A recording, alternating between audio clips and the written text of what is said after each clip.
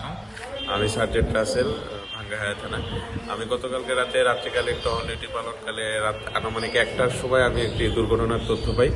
আমাদের মাধবপুর মাধবপুর কবরস্থানের সামনে আমাদের এলাকাটায় একটা দুর্ঘটনার সংবাদ পাওয়ার পর তাৎক্ষণিকভাবে আমরা ঘটনাস্থলে যাই। ঘটনাস্থলে যেয়ে আমরা দেখতে পাই একটি বাইক, সেটা হচ্ছে ফরিদপুরের দিকে যাচ্ছিল।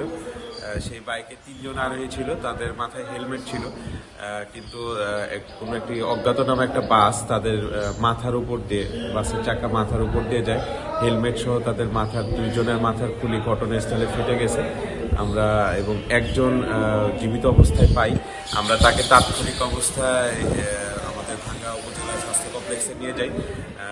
তাৎক্ষণিকভাবে ওখানকার দায়িত্বরত চিকিৎসক প্রাথমিক চিকিৎসা শুরু করলেও পরবর্তীতে জানান যে সেই রোগীটি মারা যায় এবং ঘটনাস্থল থেকে বাকি দুজনকে আমরা হাসপাতালে নিলে ওখানে আমাদের দায়িত্বরত চিকিৎসক বলেন তারা অনেক আগে মারা গিয়েছে।